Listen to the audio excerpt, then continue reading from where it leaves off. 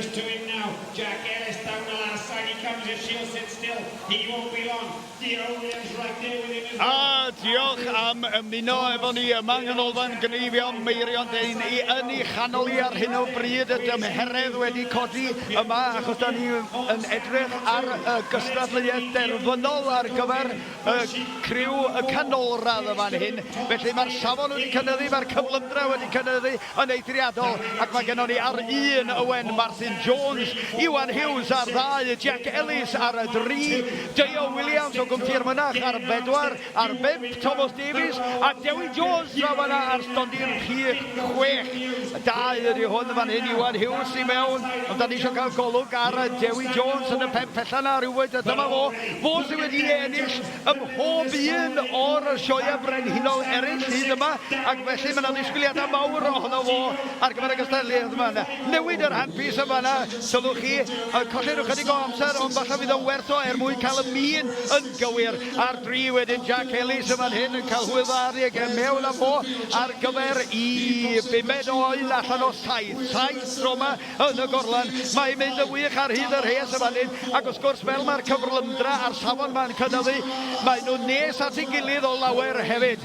Ar hyn o bryd fodd bynnag Dewi Jones sydd ar ei 5 oen, felly mae o yn achub y blaen ar y gweddill o ddigon ar hyn o bryd, fel dysa dyn yn disgwyl ar 5. Golwg sydyn y fan hyn gyda ni ar Thomas Davies, mewn a fo i'r gorlan ar gyfer y nesaf i'w mor di gyma'r corlan o fanna, pasio yr oen allan iddo fo, neud siw bod traed yr oen ar y llawr. Dyna ni ar 4 wedyn Sioe Ellis, y pentre cwmti'r mynach yn wedi codi yn ei berfformiad ar gyfer y sioe fawr yma wedi bod yn cystadlu yma ers blynyddoedd ac wedi cyrraedd yr adran ganolradd erbyn hyn.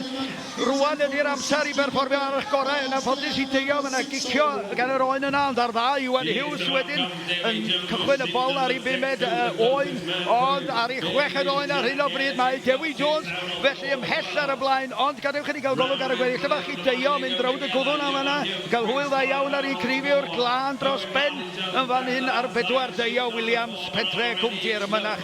O gen ffeind iawn, a dwi'n siŵr bod o'n ganwr da hefyd os yw rhywbeth tebyg i'w dad ar y mon. Dyma ni ar 5 wedyn mae Thomas Davies yn mynd drawd y gwddwn ar 3 yr un peth Jack Ellis wan sydd wedi cyrraedd safon i cyrraedd y Rownd Derfynol yn adran ganolradd yma. 4 ydy Sioe Williams yn fath eto, ond hwn ydy'r boi, fan y ddisgwyliadau mawr o'r bachgen yma, ac mae wedi bod mor llwyddiannus eleni, fo sydd ar safon gorau hyd yma. Gobeithio bod wedi gwneud digon, mae farc bwrdd ond dal yn isel ar y 9, mewn i'r gorlan yma i Sioe Williams, ond 1, 2, 3 fydd i Dewi Jones dros y gwmpon, ac i mewn â fo ar gyfer yr oen dwytha. Dyna ni gadewch wedi weld faint o amser gymerithol, bydd yr llain am munud yr oen o'n o ddigon, a dwi'n siŵr bod nhw wedi cyflymu os rhywbeth ers yr oen cyntaf.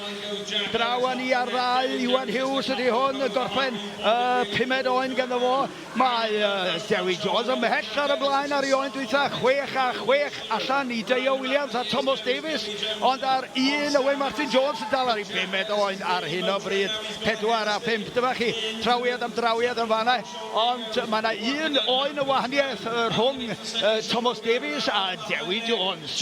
Dyma ni rwan ta, mae'r gynulleidfa yn gwirioni fan hyn, mae'r gynulleidfa yn llawn yma a lawr ar botwm i Jack Ellis, sef gorffennydd cyntaf yn y gystadleuaeth yma. Ydy o'n i gwneud digon, a ni wedi cymol Dewi Jones cymaint? Wel, gawn ni weld mae'r marc bwrdd yn dweud mae Dewi Jones bydd o fuddugol. Dyma fo'n dŵad 1, 2, 3, lawr o fo, chydig o wiriad yn y cefn, ac o'n i weld os ydy marn i yn gywir.